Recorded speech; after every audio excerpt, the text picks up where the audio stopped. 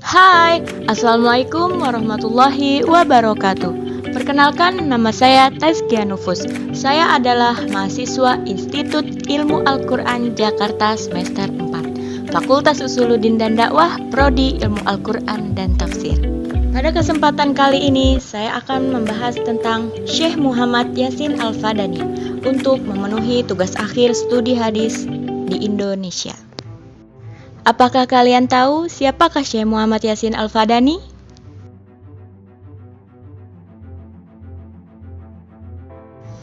Syekh Yasin mempunyai nama lengkap Alam al-Din Abu Faid Muhammad Yasin bin Muhammad Isa bin Udik Al-Fadani Al-Maki Al-Syafi'i. Syekh Yasin dilahirkan di kota Hai Misfalah, Mekah Al-Mukarramah pada hari Selasa tanggal 27 Sya'ban tahun 1337 Hijriah atau 1915 Masehi.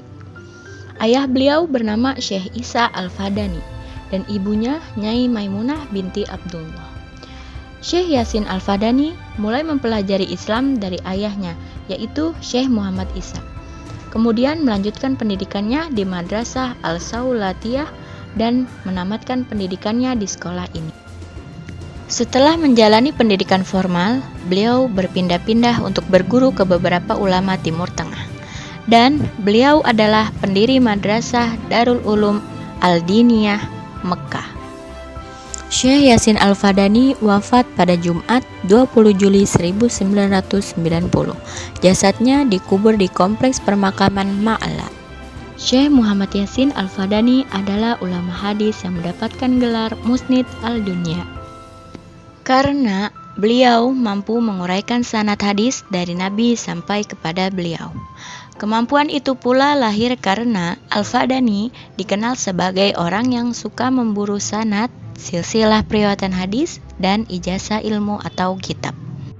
Selanjutnya, apakah kalian tahu apa saja karya tulis kitab-kitab Syekh Muhammad Yasin Al-Fadani? Semasa hidupnya, Syekh Yasin menghabiskan umurnya untuk ilmu pengetahuan, sehingga Syekh Yasin mampu mengarang kitab kurang lebih berjumlah 102 kitab. 66 diantaranya adalah kitab kajian sanad. Seluruh kitab-kitabnya ada yang dipublikasikan dan ada juga yang masih manuskrip. Dari sekian banyak kitab-kitab beliau, hanya ada 97 kitab yang dikodifikasikan oleh murid-muridnya. 9 kitab diantaranya adalah ilmu hadis, 25 kitab fikih dan usul al-fiqh, 36 kitab ilmu falak, dan sisanya cabang dari ilmu-ilmu lain. Berikut ini adalah beberapa karya-karya Syekh Yasin dalam bidang ilmu al-hadis. Yang pertama yaitu Fatu al-Alam Syarah Bulughul Maram. Yang kedua, Arba'un Hadisan min Arba'ina Kitaban an Arba'ina Syaikhon. Yang ketiga, Arba'un Al-Buldaniyah Arba'un Hadisan an Arba'in Syaikhon min Arba'ina Baladan. Dan yang keempat, Al-Ujala fi al-Hadis al-Musalsalah. Nah, telah kita ketahui salah satu karya beliau dalam bidang hadis adalah kitab Al-Arba'una Hadisan min Arba'ina Kitaban an Arba'ina Syaikhon. Kitab ini berjumlah 88 halaman dengan memuat sebanyak 40 hadis Rasulullah Shallallahu Alaihi Wasallam. Inilah alasan mengapa dinamakan dengan Al-Arba'una Hadisan min Arba'ina Kitaban an Arba'ina Syaikhon, yang berarti 40 hadis dari 40 kitab karya 40 syekh atau 40 imam hadis. Adapun sistematika penulisannya diawali dengan pengantar, yang salah satunya menjelaskan tentang asal-usul penyebutan nama kitab ini. Setelah itu menjelaskan sebanyak 40 hadis dari 40 kitab karya 40 syekh atau imam hadis. Dan pada bagian terakhir dari kitab ini memuat daftar isi yang terdiri dari nama kitab dan perawi terakhir sebagai gurunya Al-Fadani. Setelah lulus dari Dar al-Ulum, Syekh Yasin langsung mengajar di madrasah tersebut yang mayoritas santrinya berasal dari masyarakat Al-Jawi. Dari madrasah inilah Syekh Yasin mengkader santrinya untuk menyebarkan keilmuan yang diperoleh untuk Indonesia, terutama tentang periwayatan sanad.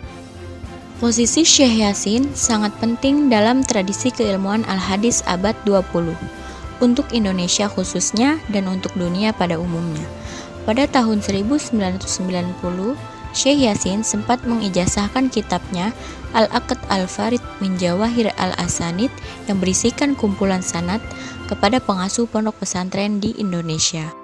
Meskipun Syekh Yasin tidak menetap di Indonesia, namun Syekh Yasin mempunyai kontribusi sangat besar dalam kajian keilmuan di Indonesia. Hampir semua ulama semasa dengan Syekh Yasin atau masa sesudahnya dan santri pondok pesantren kitab klasik di Indonesia mempunyai jalur sanad melalui dirinya. Baiklah teman-teman, cukup sekian pembahasan tentang Syekh Muhammad Yasin Al-Fadani. Semoga bermanfaat. Kurang lebihnya mohon maaf. Wassalamualaikum warahmatullahi wabarakatuh. Sampai jumpa.